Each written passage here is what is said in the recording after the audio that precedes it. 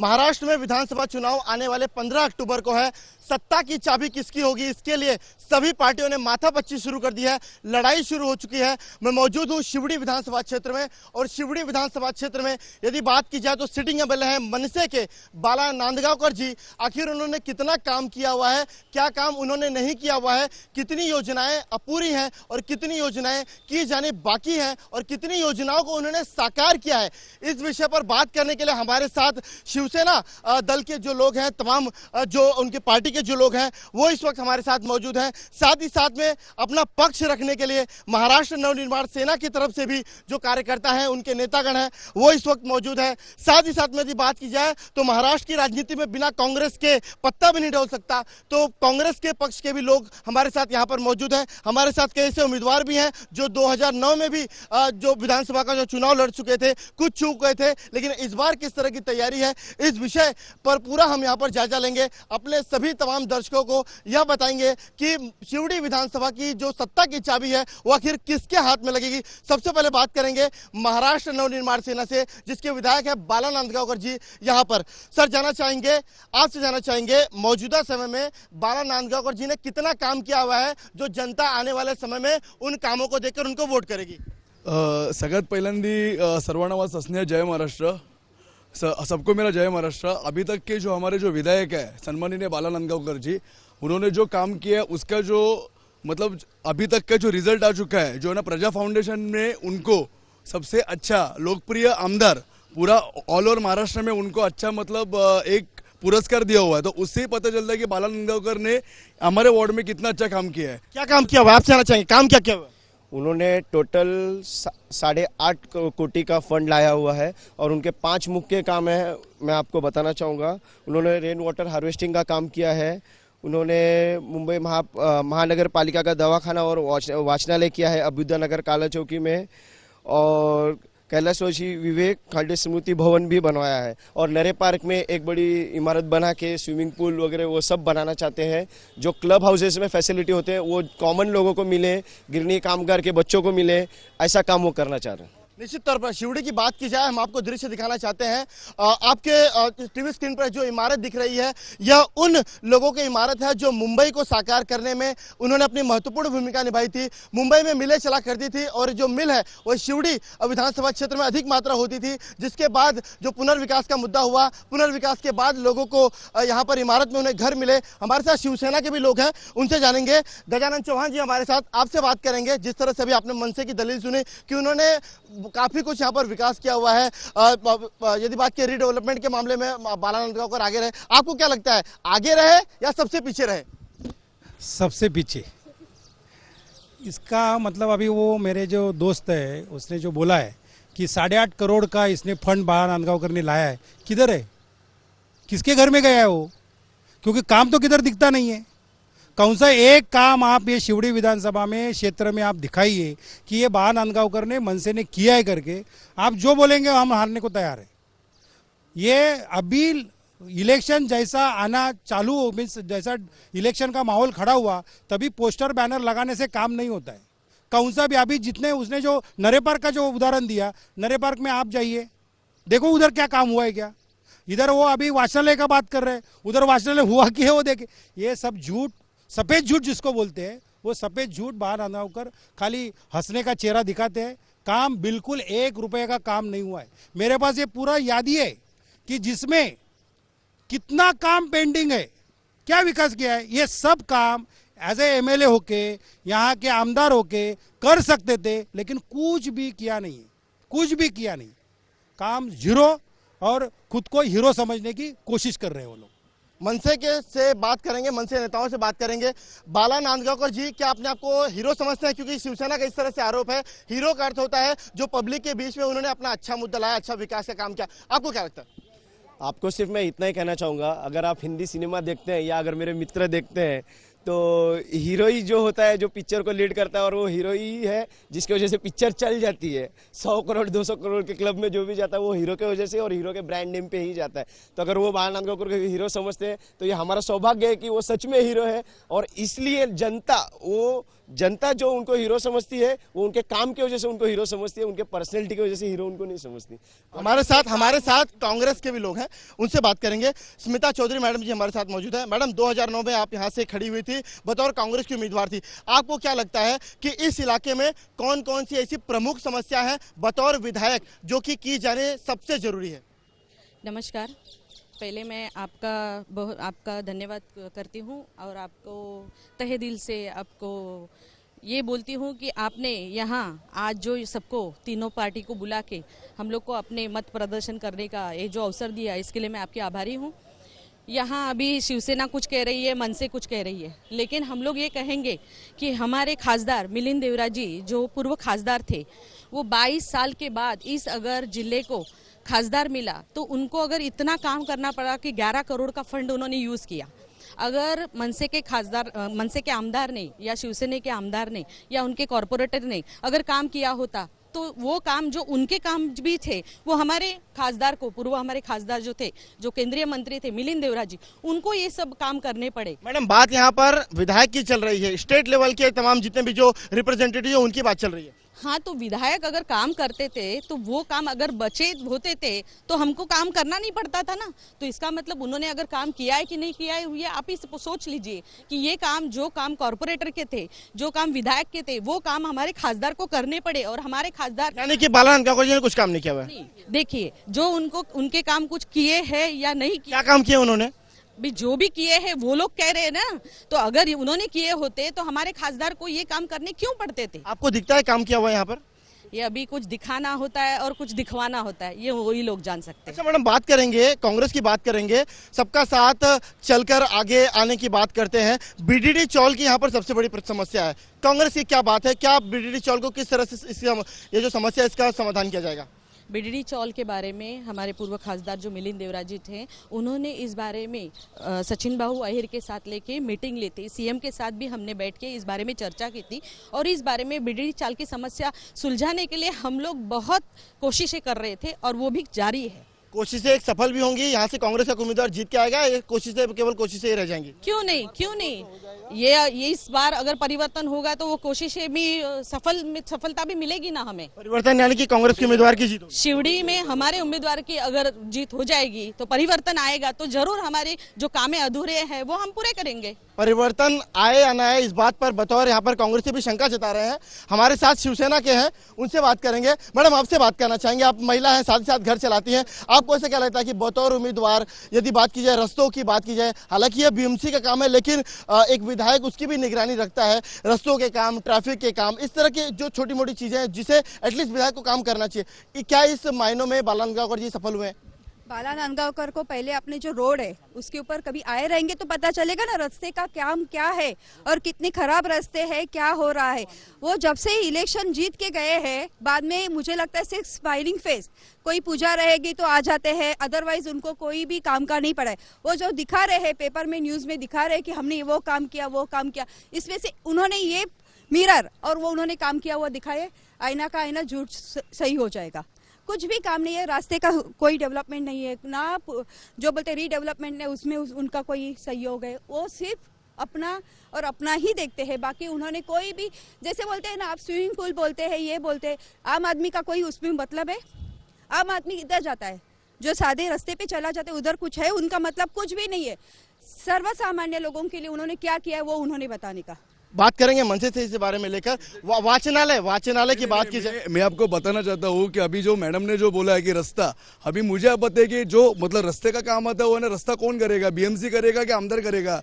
सबसे पहले बात है बीएमसी करेगा बॉस, बराबर। सेकंड और एक बात ऐसा है कि 5 बरस ही बाला नंदगांवकर इधर के शिवड़ी के आमदार है, उसके पहले दगड़ू सपकाल जी ने क्या किया? दगड़ू सपकाल का 10-15 साल उन्होंने क्या किया इधर? ये भी आप है ना उनको पूछो ना कि 5 साल में हमारे पास क्या जादू की छड़ी है क्या कि 5 साल में हमने घुमा दिया और हमारा पार्टी ने सब काम कर दिया? डेवलपमेंट माने कि हमारा जो अभी तक का भारत स्वतंत्र होने के बाद रोटी, कपड़ा और मकान, इन 3 मुद्दे के ऊपर ही आज तक हमारा जो सब पार्टियां सब है ना इलेक्शन लड़ रही है। लेकिन हमारा जो बाला नंदगांवकर जी का जो सोच है वो उनसे भी अलग है। हमारे सामान्य जो इधर कामगार वर्ग है उनको भी स्विमिंग पूल मिलना चाहिए, उनके बच्चे भी अच्छी जगह पढ़ने चाहिए। अभी फिलहाल सेंट पॉल जैसे स्कूल में अगर किसी हमारे लालबाग परेल को स्टूडेंट को एडमिशन नहीं मिलता है तो बाला नंदगांवकर जी ने अभी एक हमारा अच्छा एक ये है स्कूल, इंग्लिश स्कूल का हमारा एक अच्छा मतलब प्रोजेक्शन चालू है, उसके ऊपर भी हमारा काम चल रहा है। बाला नंदगांवकर जी अगर उन्होंने काम किया नहीं होता तो प्रजा फाउंडेशन ने उन्होंने इस चौथी बार में उनको अच्छा आमदार करके एक किया है। यहाँ पर दिखा सकते हैं जो स्कूल है इंग्लिश का, वो हम लोग आपको दिखा सकते हैं, दूध का दूध पानी का पानी। अच्छा, आपसे आना चाहेंगे वाचनालय यहाँ पर कितने? वाचनालय करीबन 3 है मेरे अंदाज में। हाँ, इस बात पर भी मनसे को शंका है कि आखिर इन्हें पता नहीं है कि कितने वाचनालय हैं। आपसे जाना चाहेंगे कितने वाचनालय यहाँ पर? एक मिनट, वाचनालय तो शिवसेना ने बहुत खड़े किए हैं, लेकिन मैं आपको एक सिंपल क्वेश्चन पूछ रहा हूँ। ये हमारे दोस्त लोग बोल रहे हैं बाला नंदगांवकर पहला ये इलेक्शन में पहला खुद चुनाव लड़ने वाला है कि नहीं उनको मालूम नहीं है। ये असलियत बात है, क्योंकि वो भाग रहा है। ये हमारे कैंडिडेट शिवसेना के अगेंस्ट में खड़ा रहने की डेयरिंग उसके पास नहीं है, वो भाग रहा है, वो दूसरे को आगे कर रहा है। हमको ये चाहिए, आज लोग सब जो इधर की शिवड़ी विधानसभा की जनता की मांग ये है, जो एमएलए 5 वर्ष कभी मुंह दिखाया नहीं, वो एक बार खड़ा होने दो। उसको किधर भेजते हैं, वो भेजने के लिए खड़ा रहना जरूरी है। उसको हारना, लोगों को मन में बहुत चीड़ है उसके बारे में, वो चीड़ व्यक्त करने के लिए उसने पहला शिवड़ी विधानसभा में खड़ा रहो और बोलो कितना आपने विकास किया हो। वो खड़ा रहने को देख नहीं रहे हो, वो दूसरे को आगे, छोटा लोगों को आगे कर रहा है। खासदार की सांसद के लिए भी वे खड़े हुए थे।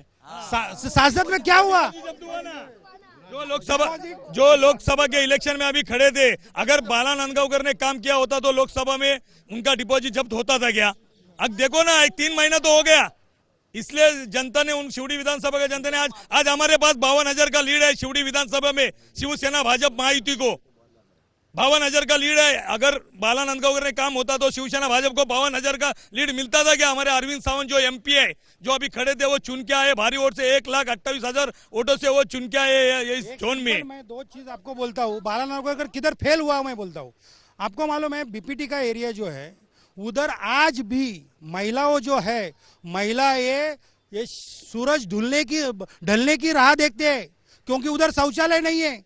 अगर वो एमएलए है तो महिलाओं के लिए सादा शौचालय खड़ा नहीं कर सकता है। ये कौन सा एरिया है ये? अगर आपका विधानसभा है, ये विधानसभा में एक महिला लोगों को अगर सूरज ढलने की अगर राह देखनी पड़ रही है तो उनको बोलो कितना पीड़ा होती होंगी उनको, पूरा दिन में कैसा रुक सकते हैं वो लोग। ये सब, और दूसरा ये जिजामाता नगर इधर है, 20 साल वो जिजामाता नगर में कम से कम एमएलए है, ये अभी भी वो डेवलप नहीं हो रहा। रोज लोगों को फंसाने का काम मैं आज करता हूँ, कल करता हूँ, मैं ये बिल्डर को लेके आता हूँ, वो बिल्डर को लेके आता हूँ, आपको अच्छा।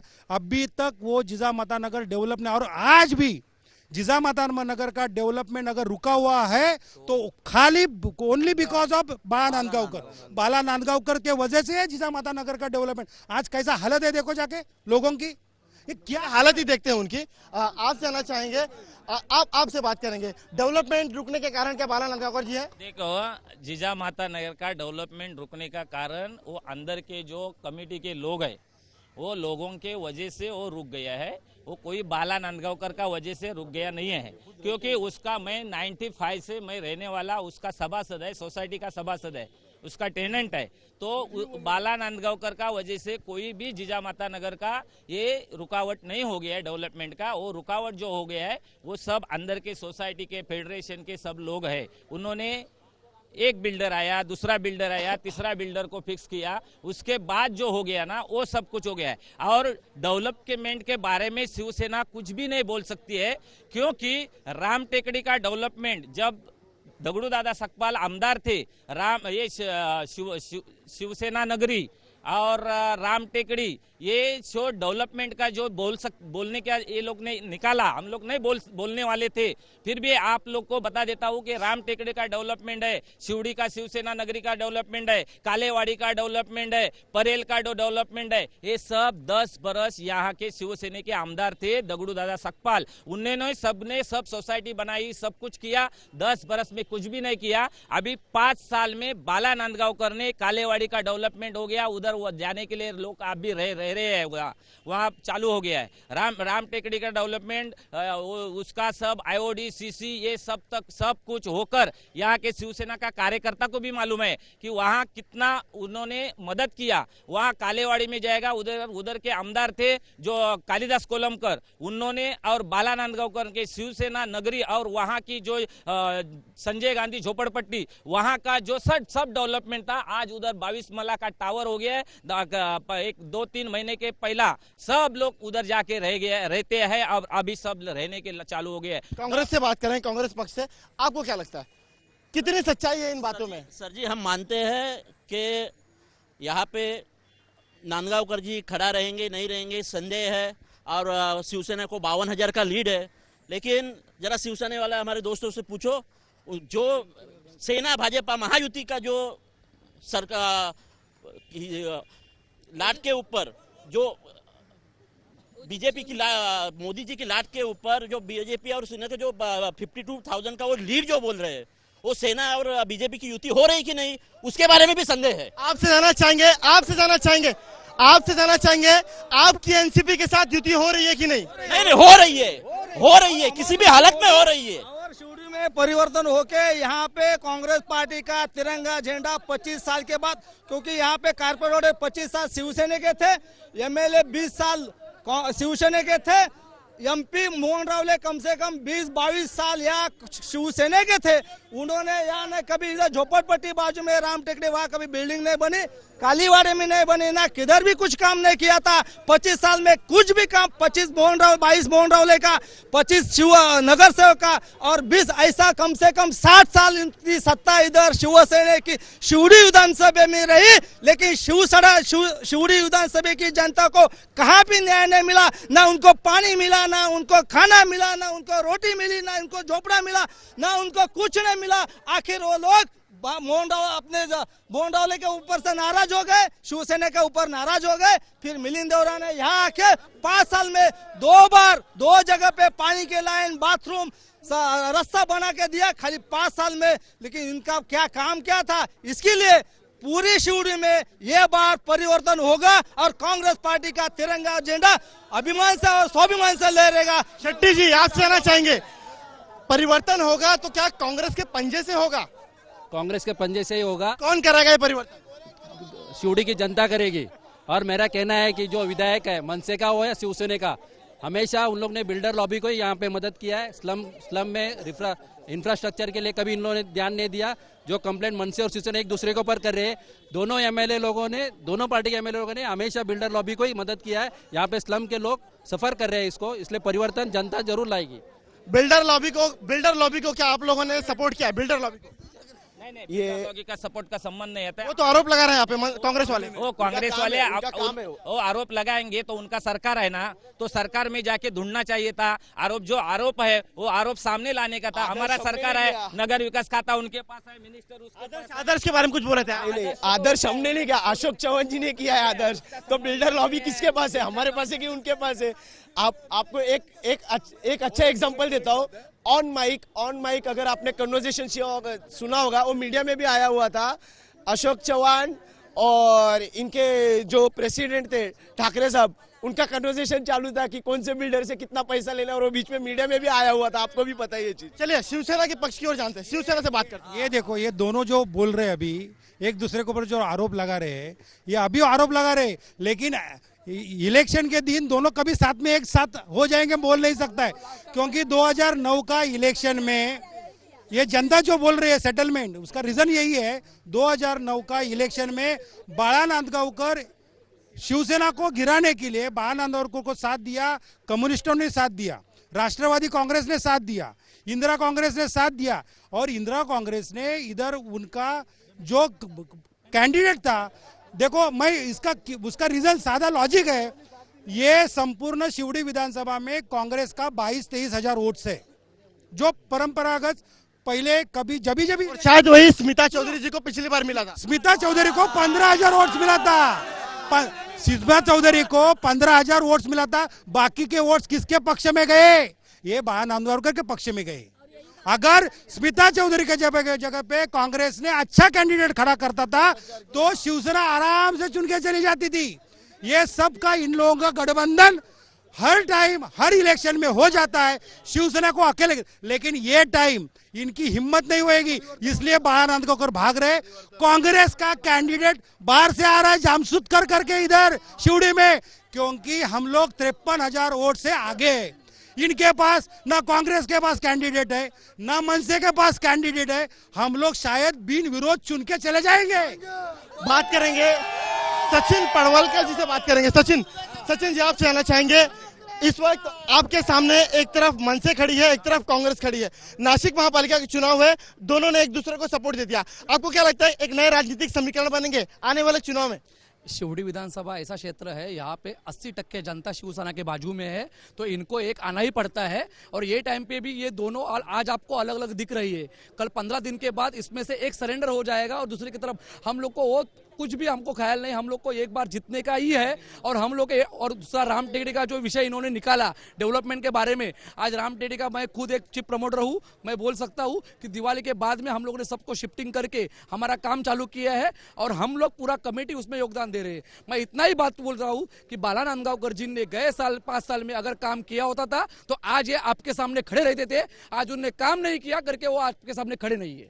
अच्छा, बात करेंगे कोयला बंदर आपके पास ही है, कोयला बंदर के लेकर बहुत समस्या है, चाहे विधायक कोई भी बने, कोयला बंदर के वहां पे जो लोग रहते हैं वो एटलीस्ट एक समस्या तो लेकर आते हैं। शिवसेना, यदि बात किया अरविंद चौधरी जी को टिकट मिलता है, कोयला बंदर की समस्या कैसे दूर होगी? कोयला बंदर का जो प्लॉट है वो बीपीटी का प्लॉट है और बीपीटी के प्लॉट के समस्या में जो यहाँ के स्थानिक एमएलए है और अभी एक अच्छा पॉइंट है कि सेंट्रल में हमारी सरकार है, तो उसके वजह से कोयला मंत्री जो रहने दो, वहाँ पे जो नितिन गडकरी जी है उनके पास बीपीटी का है, उसके साथ बात करके अभी हमारे एमएलए कर सकते हैं। इसके लिए हम लोग ये जो कोयला बंदर की पूरी समस्या हम लोग पूरी तरह से कर देंगे। और अजय चौधरी करेंगे, हमारे एमएलए 15 साल विभाग प्रमुख है, अभी तक उन्होंने कौन सा इलेक्शन नहीं लड़ा है, लेकिन अभी 15 साल में उन लोग घर घर में उनका नाम हुआ है और हमारे स्ट्रांग उम्मीदवार है अजय चौधरी, जो अगर उनको टिकट मिल जाएगा शिवसेना भाजपा के तो वो सामने के सब उम्मीदवारों आज अगर काम की बात करते हो तो आप जिस उद्यान में खड़े हो, ऐसी कम से कम 5 से 6 उद्यान है शिवड़ी मतदार संघों में।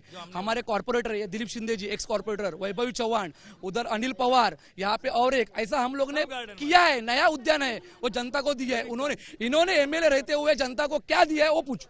यहाँ पर बात कीजिए, मनसे ने यहाँ पर झंडा लाया है, आप देख सकते हैं कि जो रेलवे इंजन है जो कि मनसे की निशानी है वो यहाँ पर आया है। आप कहना चाहेंगे रेलवे इंजन कहाँ तक दौड़ेगी विकास के मामले में? महाराष्ट्र का बॉर्डर कवर करेगा महाराष्ट्र का। अभी आज वहाँ इंटरव्यू चालू है मराठवाड़ा में, वहाँ आप टीवी पर देखेंगे। नहीं सर, मराठवाड़ा अलग मुद्दा है, शिवड़ी विधानसभा की बात कर रहे हैं। मैं बताता हूँ आपको, मैं आपको शिवड़ी विधानसभा के बता रहा हूँ। आप जो कोलसा बंदर के बात कर रहे हैं, एमएलए तो 5 साल है, लेकिन उनका कॉर्पोरेटर तो 20, 25, 30 साल से है ना, वो क्या कर रहा है? क्या कर रहा है? आपको क्या लगता है क्या कर रहा है उसे कॉर्पोरेटर? हमें एक बात का उनसे जवाब मांगता हूँ कि स्मिता चौधरी वीक कैंडिडेट है या अच्छी कैंडिडेट है, ये हमारा पक्ष तय करेगा, ये तय नहीं कर सकते। अगर इनका कैंडिडेट वजनदार था, सही था, तो वो क्यों चुन के नहीं आया? क्यों चुनकर नहीं आया? बात करेंगे आपसे, क्यों चुनकर नहीं आया? कौन सा कैंडिडेट चुन के नहीं आया? अरे हम तो हर टाइम इधर जीत के ही आए। लास्ट टाइम ये सब लोग सब चारों पक्ष एकत्र आए, उसके वजह से हुआ है। और कांग्रेस जो अभी जोर जोर से बोल रहे हैं ना, वो स्मिता चौधरी ने 15,000 वोट क्यों ले लिया? जो उनका जो पारंपरिक वोट है 22-23 हजार की, वो क्यों नहीं ली? क्योंकि कांग्रेस वाले ने बाला नांदगांवकर के पक्ष में वोट डाले थे, इसलिए। अच्छा, और कोयला बंदर का बात जो बोल रहे हैं, जब भी मिलिंद देवरा जब भी वो मिनिस्टर थे, वो पोर्टफोलियो उनके पास जो था बीपीटी का, तब ये कोयला बंदर का वो सॉल्व क्वेश्चन क्यों नहीं? आज कोयला बंदर में इतना कोयले का पाउडर से लोगों को जो कठिनाई हो रही है, जो अनेक विकार उनको जो जुड़ रहे हैं, वो किसके वजह से?